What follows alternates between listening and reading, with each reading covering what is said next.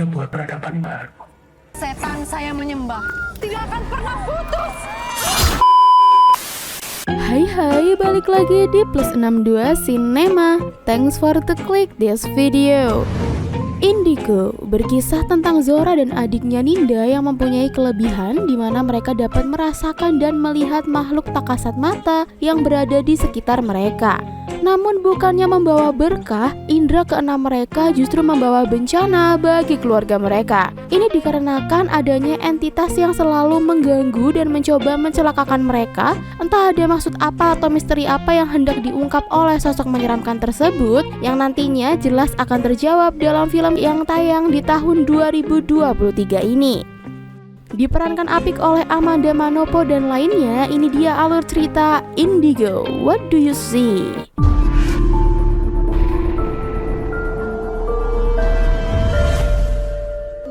Adegan awal memperlihatkan seorang anak kecil yang sedang diobati oleh paranormal bernama Sekar. Usut punya usut, anak yang bernama Zora tersebut menurut penuturan orang tuanya mengidap gangguan mental bernama ADHD atau Attention Deficit Hyperactivity Disorder yang membuat ia menjadi seorang anak yang sangat cerdas. Perlu banyak terapi untuk dia bisa lebih baik.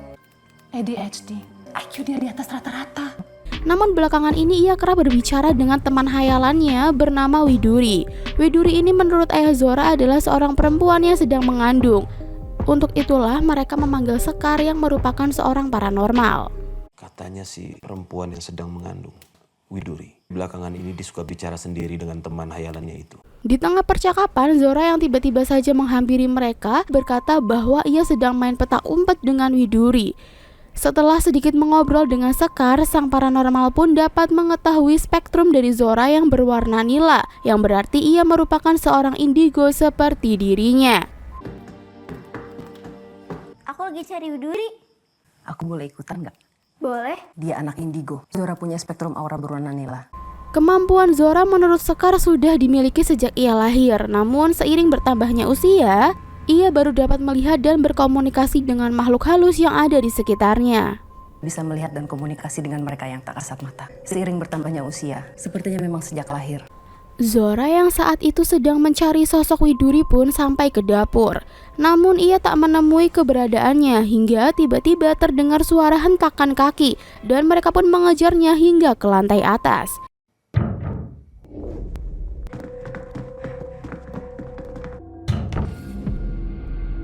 Hingga tibalah di sebuah kamar di mana terdapat lukisan wanita hamil. Tiba-tiba Zora ditarik oleh sosok tersebut.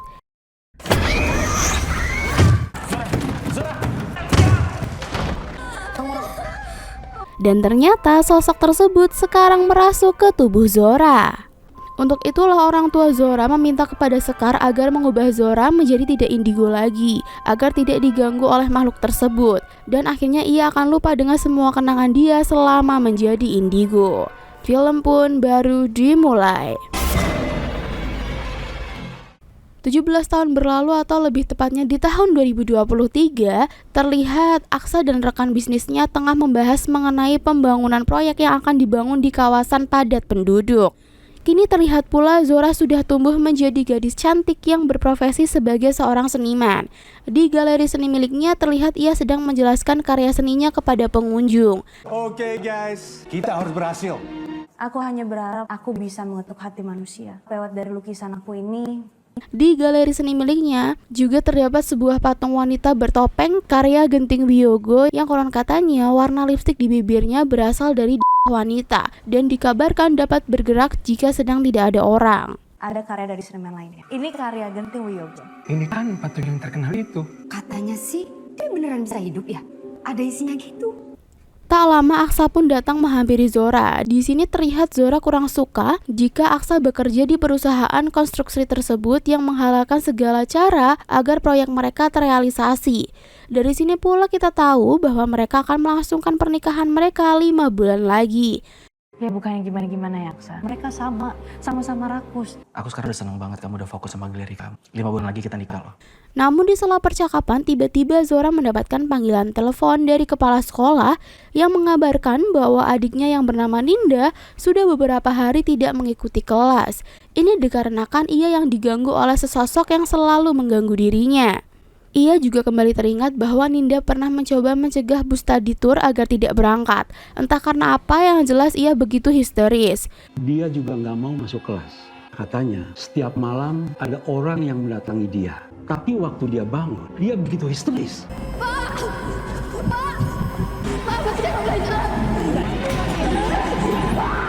Malam harinya sang kakak menyuruhnya untuk meminum obat. Namun Ninda di sini justru menceritakan penglihatan yang selalu mengganggu dirinya belakangan ini. Selain itu, ia juga kerap diganggu oleh sosok perempuan yang kerap muncul di pojokan. Aku dengar suara-suara lagi itu jelas. Dan dia juga suka manggilin aku setiap malam. Selalu ada orang berdiri di pojok situ. Mungkin ada kaitannya sama sosok Widuri yang dulu kali ya. Kita lanjut dulu guys. Dari sini sang kakak tak lantas begitu saja percaya dengan cerita Ninda. Namun Ninda berkata bahwa semua itu bermula dari kejadian tempo dulu, di mana mereka mengalami tragedi kecelakaan yang menewaskan kedua orang tua mereka. Saat itu Ninda sudah mencoba meminta sang ayah agar berhenti. Namun sayang kejadian tersebut tak dapat terelakkan. Lagi-lagi sang kakak pun tak mudah percaya begitu saja. Semuanya jadi aneh sejak hari itu. Nih, bangun. Udah mau sampai. Pak, berhenti, Pak. Pak, berhenti, Pak. Kamu gak akan bisa bedain mana kenyataan, mana pikiran kamu sendiri. Kita aja sampai pindah rumah supaya kita gak ingat terus sama mama sama papa. Dari situ Zora kemudian menceritakan perihal adiknya kepada Aksa. Dan dari sini Aksa menyarankan untuk membawa Ninda ke paranormal kenalannya. Namun Zora yang selalu berpikir rasional pun menolak tawaran Aksa. Di situ Aksa juga menyinggung soal kematian ayahnya yang sampai saat ini masih tak percaya bahwa ayahnya dulu mati secara Sebelum pulang, Aksa sempat memberi buku tentang indigo kepada Zora, berharap Zora mau membacanya. Aku kira kamu udah pulang. Aku ngerti banget perasaan Ninda, depresinya. Sebenarnya aku punya satu kenalan paranormal. Cukup deh, kamu sama semua orang yang gak rasional.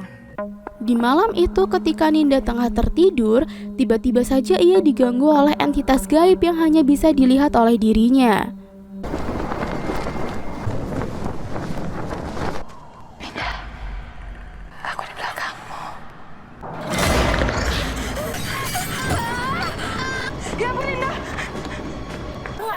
Ninda. Karena kejadian itu, akhirnya Zora mau membawa Ninda ke paranormal kenalan Aksa. Di sana mereka disambut oleh Elma yang mempunyai kembaran bernama Dava. Ternyata paranormal yang dimaksud adalah Sekar yang mengobati Zora dulu. Saya udah janjian mau ketemu sama ibu. Ibunya ada.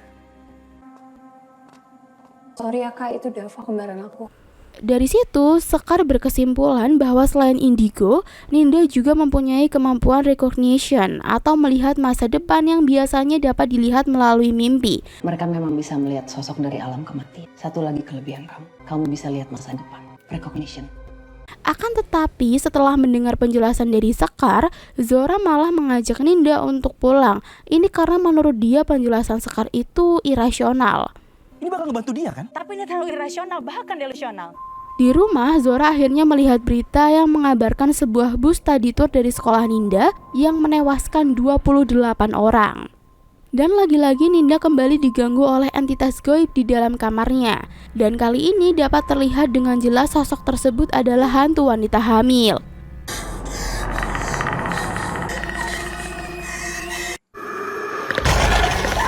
Mendengar teriakan Ninda, Zora pun bergegas menghampirinya. Namun di sini makhluk tersebut berhasil melukai Ninda hingga harus dibawa ke rumah sakit. Karena khawatir, Aksa pun membawa Sekar ke sana dan setelah diteliti, ternyata luka di perut Ninda adalah bekas luka cakaran yang sama persis seperti luka yang dimiliki oleh Zora. Bekas luka di perut kamu masih ada? Tapi ini luka bekas cakaran binatang. Bukan binatang. Akhirnya Sekar berterus terang kepada Zora bahwa di 17 tahun silam, Zora juga merupakan seorang anak indigo hingga akhirnya disembuhkan oleh Sekar. Sosok yang mengganggu mereka pun sama, yaitu hantu wanita hamil yang kini tengah mengincar tubuh Ninda untuk dirasuki dan dijadikan sebagai inang untuk jiwanya. Dari situlah sosok Widuri ini mencakar perut mereka sebagai tanda dan cara agar ia bisa masuk ke tubuh mereka. Cakaran di perut kalian adalah cara awal dia untuk menandai. Widuri mengincar orang indigo karena memang bisa ditempati. Namun sayangnya, di sini Sekar tidak dapat menyembuhkan luka Ninda dikarenakan kemampuan indigonya sudah sangat berkembang. Saat itu juga, semua pembantu dan tukang kebun di rumah itu langsung resign karena ketakutan. Dan karena masalah yang menimpa keluarganya itu, ia kemudian meminta agar pernikahannya dengan Aksa ditunda terlebih dahulu. Kami nggak berani lagi kerja di sini, Non. Maaf, Non. Aku mau pernikahan kita ditunda.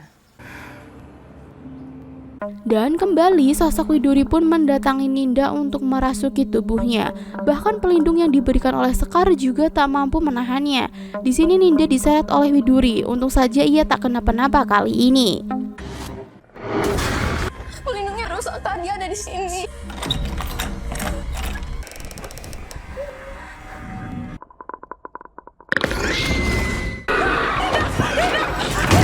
Demi menyelamatkan adiknya, Zora pun bersedia agar kemampuan indigo miliknya kembali dibuka. Namun dengan resiko bahwa ia juga akan kembali menjadi incaran Widuri. Dan kali ini setelah mata batin Zora dibuka, maka tak akan bisa ditutup kembali. Kini ingatan saat ia menjadi anak indigo dulu pun kembali hingga membuat ia tak sadarkan diri selama beberapa hari. Kalau sudah dibuka, nggak akan bisa ditutup lagi. Aku berlindung kepada dia yang hidup kekal milik langit dan bumi, termasuk kau.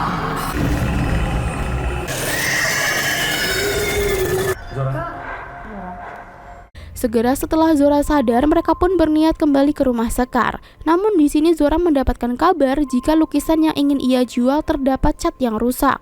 Alhasil ia pun menuju ke galeri miliknya untuk mengecek. Karena ia sudah kembali menjadi indigo, ia pun dikejar-kejar oleh sosok hantu di sana.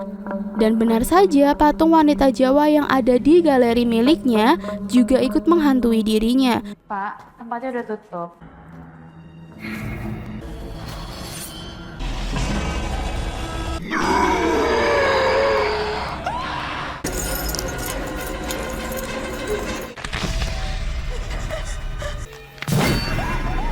Untung saja Aksa dan Ninda dapat menyusul Zora ke dalam galeri. Sesampainya di rumah Sekar, beliau langsung mengajari Ninda dan Zora dalam mengendalikan kekuatan mereka agar dapat melawan balik Widuri. Ternyata tidak hanya Zora dan keluarganya yang mendapat petaka dari kemampuan mereka, tetapi keluarga Sekar yang merupakan paranormal secara turun-temurun itu juga pernah mengalami kejadian tragis ketika ia dan mendiang suaminya mengobati seseorang yang kesurupan. 2 tahun lalu, ibu ada satu kasus. Bapak yang jadi asisten ibu, kayak aku. Membersihkan apa yang seharusnya terjadi. Di situ sang suami harus tewas hingga membuat Dava sangat tak suka dengan profesi ibunya sebagai paranormal. Ayo sayang.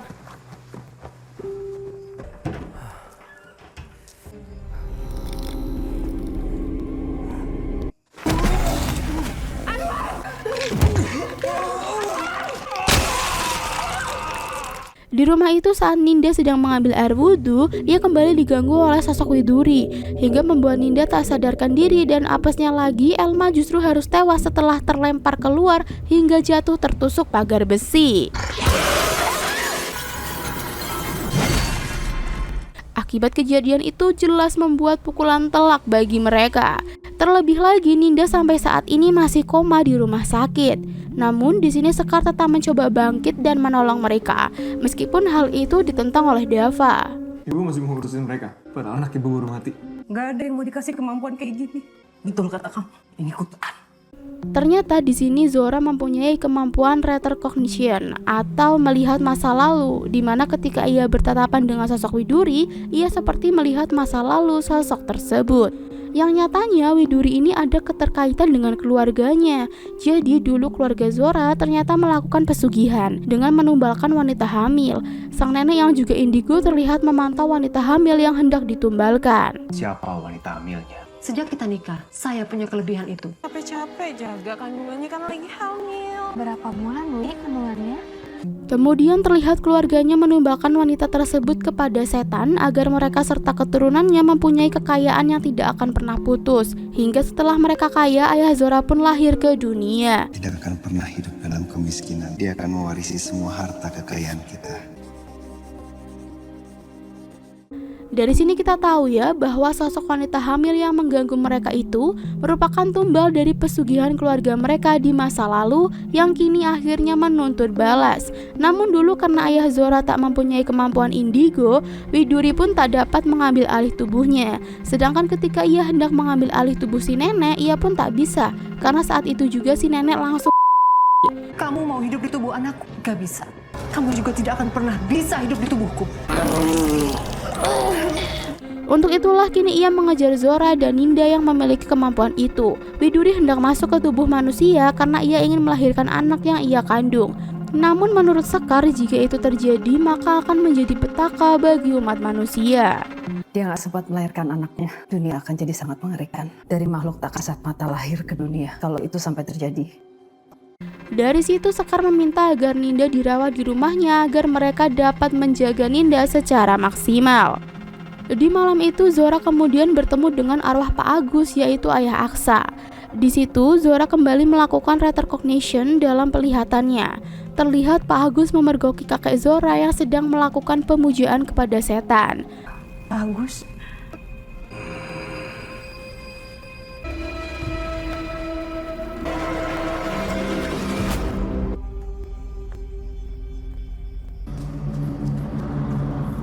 Atas tumbal yang terkubur di tanah ini, langgengkan perjanjian kita. Namun naas Pak Agus justru ketakutan hingga membuat kakek Zora Pak Agus dan di pohon sehingga terlihat seperti orang yang.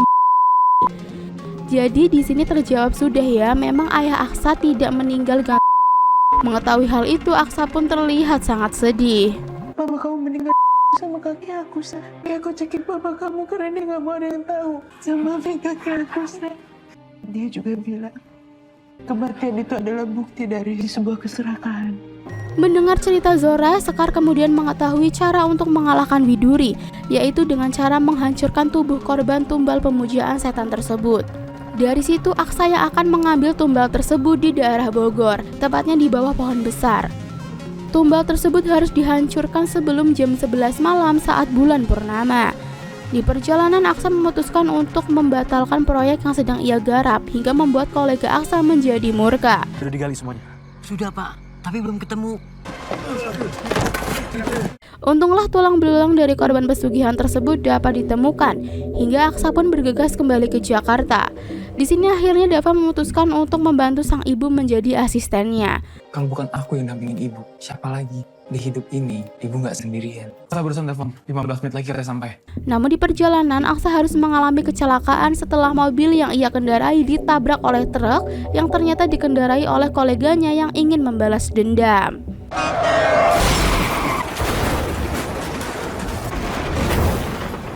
Gimana? Beres? Good job. Sementara itu, di rumah Widuri kembali mendatangi mereka. Yang kali ini, Widuri akhirnya berhasil merasuki tubuh Zora.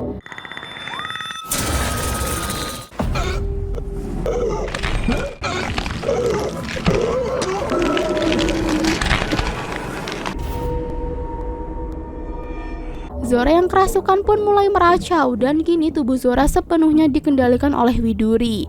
Karena sudah lama ia tak memiliki tubuh, ia pun menjadi sangat lapar. Sakit saya lapar. Temenin saya makan. Makan minum pertama saya setelah puluhan tahun.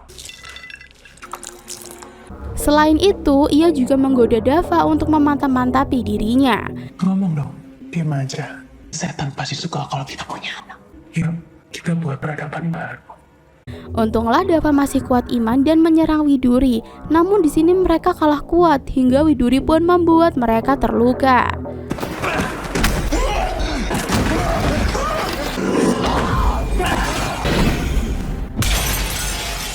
Untunglah di sini Aksa sudah berhasil diselamatkan dan Ninda yang sudah sadar langsung menuju ke TKP untuk mengambil tulang belulang korban tumbal tersebut.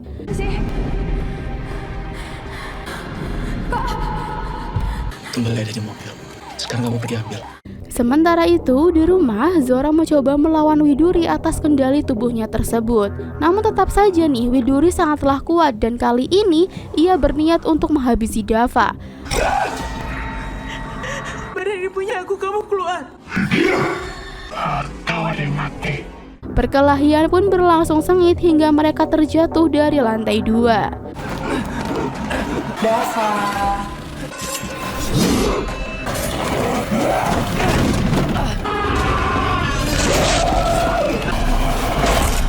Lagi-lagi Widuri dapat kembali bangkit dan kini ia berhadapan dengan Sekar yang juga tak dapat berbuat banyak.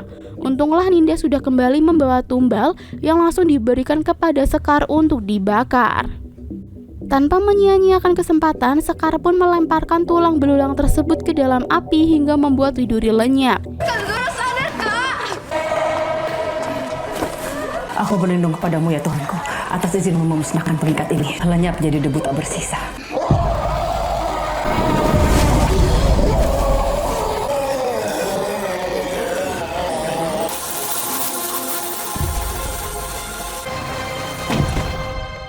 Akan tetapi, Sekar berkata bahwa mereka sudah terlambat karena purnama sudah berakhir dan tak tahu akan terjadi apa ke depannya. Namun di sini kondisi sudah kembali normal. Terlihat pula kolega Aksa ditangkap polisi karena percobaan atas Aksa. Dan kini mereka juga terlihat sedang melangsungkan pernikahan mereka. Di scene akhir terlihat Zora tengah mengandung. Akankah bayi itu adalah sosok Widuri yang terlahir kembali sebagai manusia? Entahlah, yang jelas Ninda sempat bermimpi akan terjadi kekacauan. Tanam sesuatu di badan Inang itu. Saya terima perjanjian ini, membantu engkau melahirkan anak engkau ke dunia. Film pun selesai. Nah itu dia guys alur cerita film Indigo yang tayang di tahun 2023. Kalau dilihat dari ending filmnya sih kayak masih belum clear gitu ya. Apakah sosok dari Widuri ini sudah benar-benar musnah atau malah akan terlahir kembali melalui bayi yang dikandung oleh Zora? Yang jelas masih belum ada kabar terkait kelanjutannya. Apakah akan berlanjut atau tidak? Ia semua bermula dari keluarga Zora yang dulunya memuja setan dengan menumbalkan wanita hamil. Dan di masa lalu pula sempat melibatkan ayah Aksa yang juga menjadi tumbal pesugihan keluarga Zora.